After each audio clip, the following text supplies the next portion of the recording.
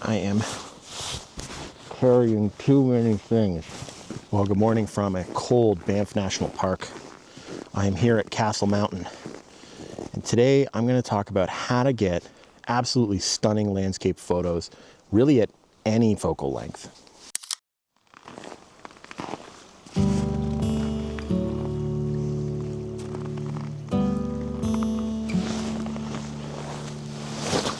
I found this absolutely stunning composition. Actually, it's not really too dissimilar to another one that I got at Bow Lake just yesterday. Basically, there is a whole bunch of hoarfrost, ice crystals growing out of the ice, growing off of rocks and different things, along the shore of the river. What I'm going to do is I'm going to take my 14mm lens and get absolutely crazy low to it with Castle Mountain in the background. And that's going to give me two things. First and foremost, this hoarfrost, focusing in on it, showing how cold it is at this particular location this time of year. And it is very cold. It's like -16, -17. It's very, very cold. Second, it's going to show off Castle Mountain in the background, give some context to why this hoarfrost might be forming right now.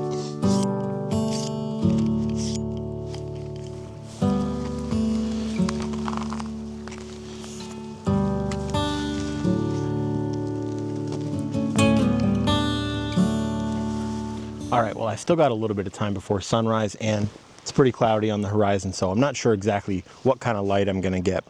But let me show you the composition that I've put together. So really what I've done is I've used that 14mm super wide angle lens to really exaggerate the scales of different objects.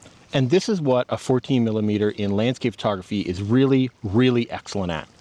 What you got to do with a 14mm lens is not just stand up and take a photo with it, because everything in the scene will be very small and nothing will have any detail.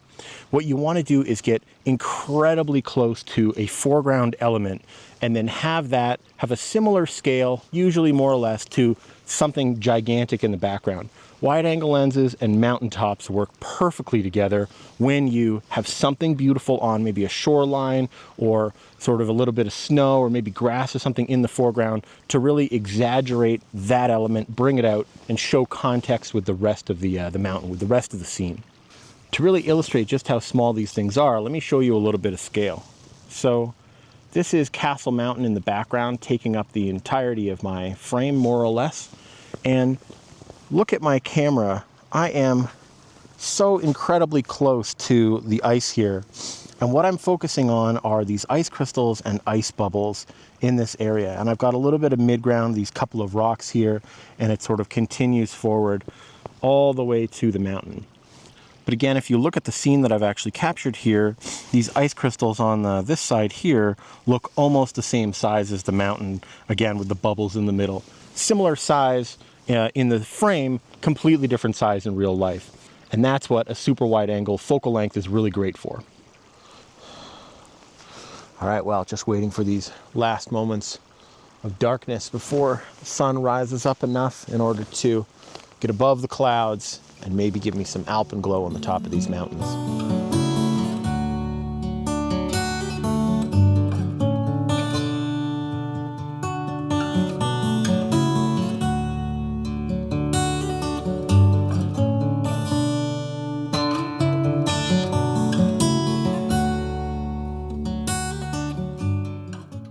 All right, well, before we leave Castle Mountain, let's talk about wide angle lens. So 14mm, 16mm, super wide angle lens. A wide angle lens I would characterize as being around 20mm. 24, 20, 18, yeah, maybe 16. This focal range is really good at getting a little bit more than the eye can normally see. If your eye is normally 40mm, you can use this focal range to get nice leading lines and beautiful foreground elements, but you don't need to get as close as you would with a 14mm lens. Also, you get the benefit of having your background elements a little larger in the frame, so you can show off a little more detail. Let's go ahead and take a look at the scene in front of me and see how I can use 20mm to make the best of this. All right, well, out to 20mm. Let me show you what this shot would look like at 16. Pretty wide. I think I'm going to go a little bit more than 20 to 24. Just got to find a way to simplify this frame a little bit.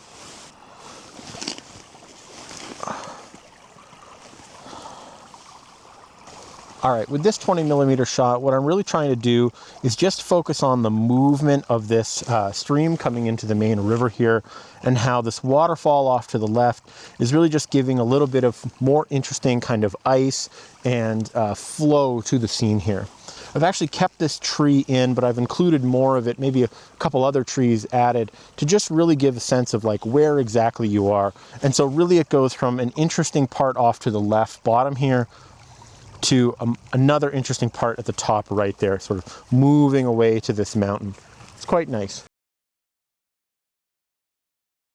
All right, let's talk a little bit about the shorter telephoto lenses. So think about things that would normally be used for portraits, right? 85, 100, 135, maybe 150. Lots of manufacturers make an 85mm lens and a 135mm lens. Great for portraits. Usable for landscape photography, but a lot more challenging because the compositions that you need to create with this type of focal length are a lot more difficult to come across, if you know what I mean.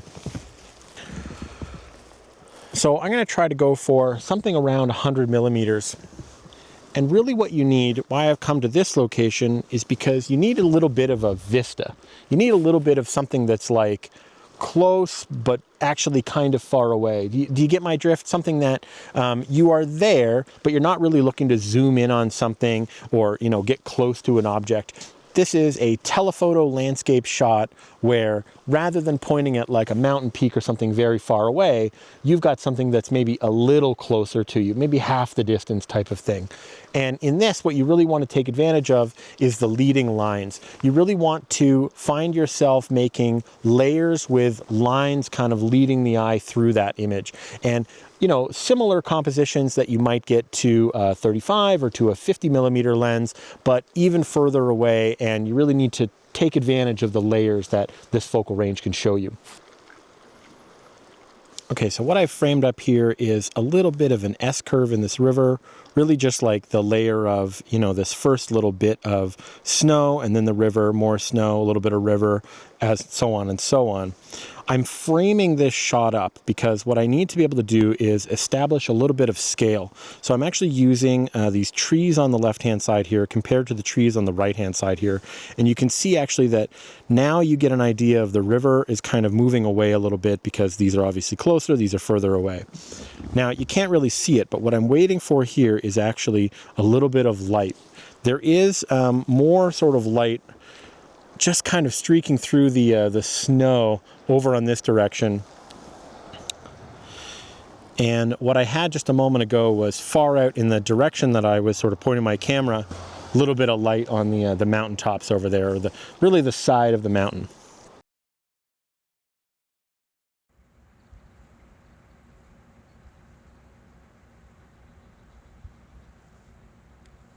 Here's another really good example of somewhat wide angle, kind of normal lens zoom.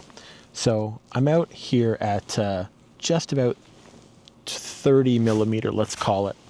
And I'm doing that because what I want to get is this reflection. So I've got myself situated in the water here, and I've raised, you know, the camera just a little bit up off of the ground so that really I can get a good view both of this lodge, this Emerald Lake Lodge, and then also the sort of mountain behind it, but then this reflection of both of these groups of trees really sort of taking advantage of that. You can use maybe a 28, a 35, depending on how far away this is. A 50mm might work perfect for this. It doesn't really matter what that focal range is. Really, it's just that it's not wide and it's not telephoto, somewhere in the middle. Really, the story this type of lens can tell is a little bit more zoomed in, a little bit further away, kind of subjects being brought into the fold here. And it does a very, very good job of exactly this type of thing. Large element that's, you know, a little bit further away, really framing it up nicely with everything else that's going on.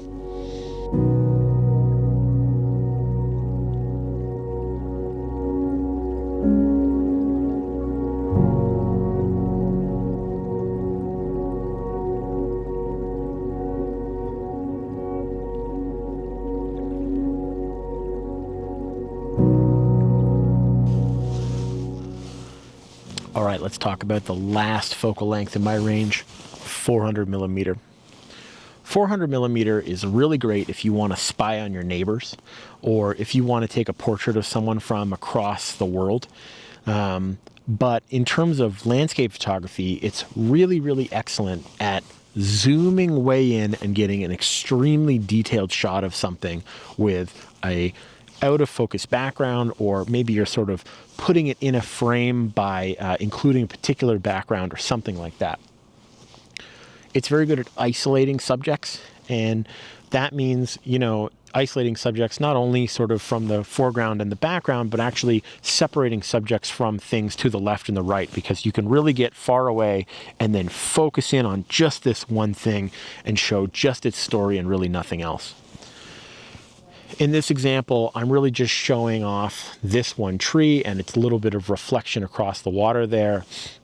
Really this like quiet moment in the snow. Now I've got some other kind of elements in this frame. I've got this couple of other trees on this bankment here, and I've got obviously the trees in the background and then this reflection, but really this is all about that one subject.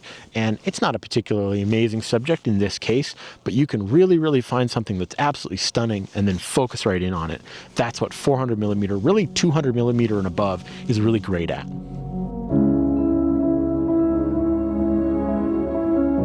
Well, thanks very much for watching.